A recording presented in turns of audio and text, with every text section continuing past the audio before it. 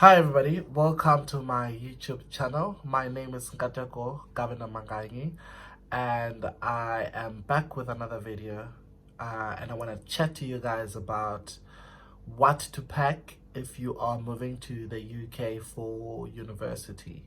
If you have not subscribed, please subscribe, give this video a thumbs up and also do comment. Put down your questions as well and I will try to tackle those when I see them. For now, let's get straight into the video. So, things you need to note about the UK that I believe are very, very different from the rest of the world. Well, not necessarily the rest of the world, but more especially if you're coming from Africa or Asia, I think there is a huge difference between the United Kingdom and your country or wherever you come from. So for me, it was two things. One, it's food, and two, it's the weather. So those are the things that I would have in mind if I was packing my life to move to the United Kingdom, to make sure that I know how I'm going to acclimatize myself or get familiar with the cuisine or the kind of food that they eat here, and also to be able to know what to pack in order to be warm enough, or to pack for the weather rather. Those are the two things that I believe you need to note before we talk about anything else. So with regards to food, for me, I came to the UK in 2018 to do summer school, and I guess the point of that exercise was to be able to experience the food, to experience the culture, and just to experience the UK in general, so that I am more prepared when I finally move this side for my master's. So by the time I moved, I had an idea of what kind of country I was moving to, so I was prepared and I packed accordingly. So when it comes to food, I found it to be very bland. Food that you would buy from the counter, or ready-made food that you would want to eat or consume. Maybe you're busy with school or you're busy with work and you just want to grab a quick lunch. I found it very bland. So it was very difficult for me to enjoy that food. And because I knew that, back in 2018 when I came, I brought spices from home. So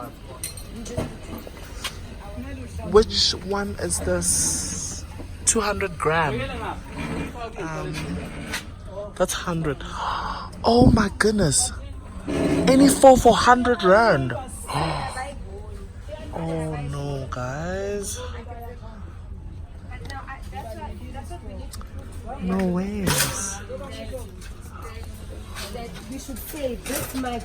I brought the spices that I was familiar with. As you can see in this insert, I was busy packing my bag and I brought a lot of flavors from home, and that made my cooking easier. But I realized when I finally arrived that it seemed like the blandness of the food was not necessarily from the seasoning itself, but it was from the food itself. I don't know if you get me. So for instance, I would buy meat from a store and I'll season it accordingly with the spices that I brought from home, but still the taste wouldn't be quite right. So I'm just cautioning you so that you know that it might not taste the same, but I think it does make things taste better. And this is not to say that the UK doesn't have like spices in the shop, doesn't have good flavors in the shops. It's just that you need to find those, and sometimes you might have to try for a couple of months before you can finally figure it out. So I found it easy to try things out, or to try the seasoning and the spices here while I am using my own from home, rather than trying to experiment when I don't have any backup plan, for instance. So I brought spices, and then secondly, I also brought toiletries. know them. And besides London, they use Kleenex. They don't use twin savers. They don't know twin savers. But look at this packaging. No, it's not fine. me. And it No. feels softer. And for sinusitis, it's not nice. It's 3-ply. It's 3-ply as well. I see what you mean, but this is 6 for 100. Touch. I hear you, but it's 6 for 100. No, Katako. No. So I figured that the products, even though they are the same, and I'll give an example with Nivea lotion, right? I use the Nivea dry to very dry lotion back at home, and I brought a lot of that. I think I had about 4 bottles, 700 ml of 4 bottles, and that lasted me until last month, which was August. So I used 4 bottles for the whole year, but because my bag was stolen with the last bottle, I had to buy one. I had to replace that with another one from the store here, and I just realized that it is not the same. It doesn't sit the same way. It's not as oily as, or rather, not as moisturizing as the one that I bought from home, though the labeling is the same, though both of them are called dry to very dry. So I suppose it's because of the different kind of skin that people have here.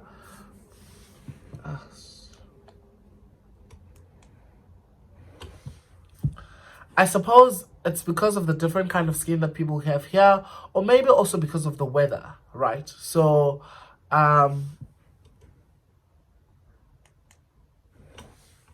or maybe because of the weather. So it is important for you to also try bring at least lotion, a roll on,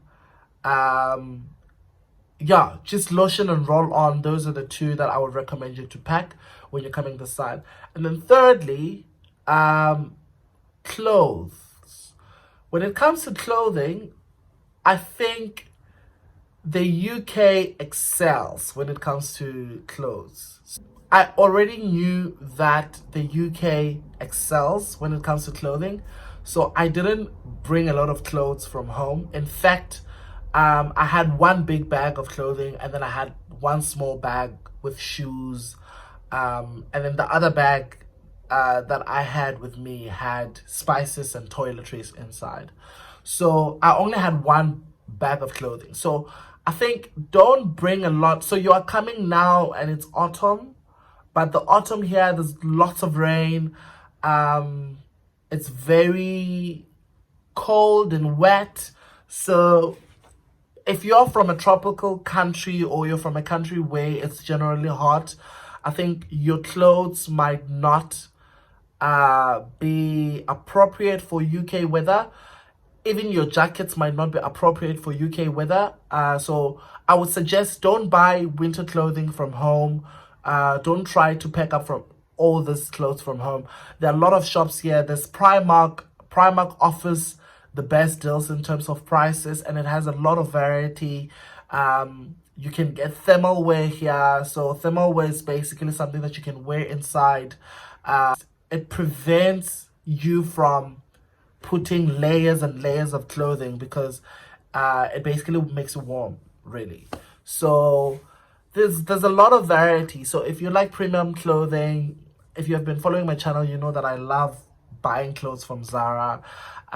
So there's Zara, and another big thing that I realized when I got here is that there's always sales all the time. You need to plan for it, but there's always sales. You'll get sales from Zara where you buy a coat that originally cost £100 and you would only pay £30 for it. And yeah, and the most expensive a coat gets at Primark is like £40, and it's really good quality coats. So I would suggest that you don't bring a lot of clothes for winter from back at home. You can bring like your pajamas, you can bring maybe shorts, t-shirts, and yeah, just basic clothing, or maybe just also bring like one jacket or two jackets, two jerseys. But if I were you, I wouldn't like bother putting or bring a lot of luggage from home, just because you will get here and you will discover that there's actually a lot of clothes, there's actually a lot of variety, and the fashion is quite good from this side. And you don't want to have so many stuff by the end of your time here, because then it becomes difficult to pack those and take them with back home. Otherwise, you'll need to like courier it, which is quite an expensive process.